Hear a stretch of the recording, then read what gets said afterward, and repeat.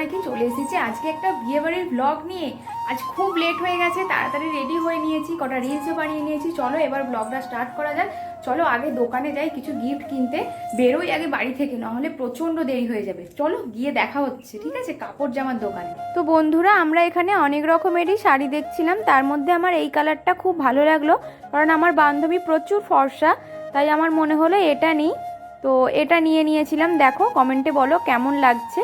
আর এই যে আমি, আর জানাও তোমাদেরকে আমার বরমশাইকে দেখাই। তোমরা অনেকেই বলো আমার বরকে লাইভে কেন, মানে ভিডিওতে কেন দেখা যায় না। এই যে আমার বরমশাই। তো গাইস, ফাইনালি আমরা চলে এসেছি বান্ধবীর বিয়েতে। এই দেখো সুন্দর একটা ফুলের ডেকোরেশন ছিল, আর পুরো রাস্তাটাই এত সুন্দর লাইট দিয়ে সাজানো হয়েছিল।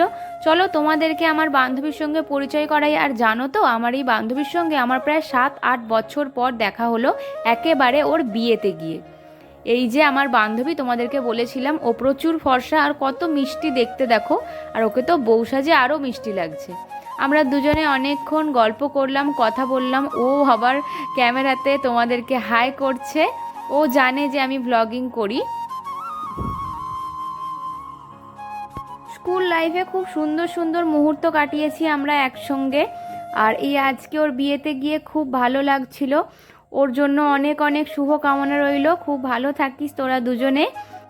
তারপর আর কি, চারিদিকটা একটু ঘোরাফেরা করলাম, করবার পর একটু কফি, তারপর একটু পকোড়া, এইগুলো খেয়ে নিলাম। আর স্টলে কিন্তু কফি, পকোড়া, ফুচকা 3 রকমই ছিল। আমি কফি আর পকোড়াই খেয়েছিলাম, কারণ ফুচকাটা আমি অতটা খেতে ভালোবাসি না। হ্যাঁ, তোমরা ঠিকই শুনছো, হয়তো একটু অবাকও হচ্ছ, আমি অতটা ফুচকা খেতে ভালোবাসি না, ওই 2-1টা হাতে গোনা খাওয়া।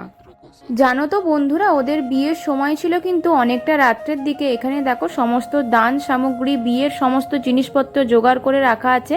ওদের বিয়ে অনেকটা রাতে হয়েছিল, তাই আমরা ডিনারটা কমপ্লিট করে নিয়েছিলাম। এই ছিল তার মেনু। তোমাদেরকে তো বলাই হয়নি, খাবার ওখানেও কিন্তু একটা জিনিস হয়েছে।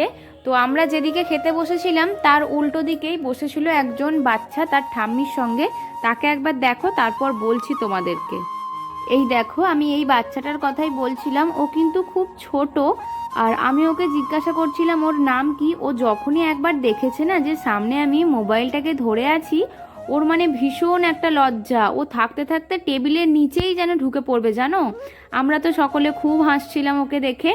তো ও কিছুই খেতে পারেনি, জাস্ট নামমাত্রই বসেছে খাবার টেবিলে, কিছুই খায়নি।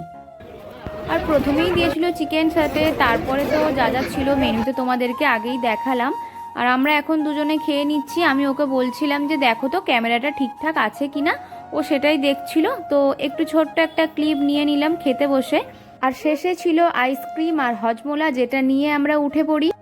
তো খাওয়া দাওয়া তো কমপ্লিট হয়ে গেল। তারপর গিয়ে দেখি বরমশাই এসেছে, মানে আমার নয়, আমার বান্ধবীর, মানে যার আজকে বিয়ে। তো বরকে খুব সুন্দর দেখতে ছিল, এখন চলছিল ফটো তোলা।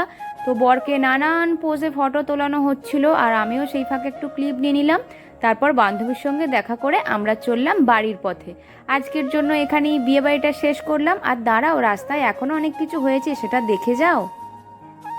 বাড়ি ফেরার পথে জানো তো একটা জায়গায় বড় করে কালী পুজো হচ্ছিল, সেটারও একটা ছোট্ট ক্লিপ তোমাদের সঙ্গে শেয়ার করলাম, তোমরা দেখে নাও।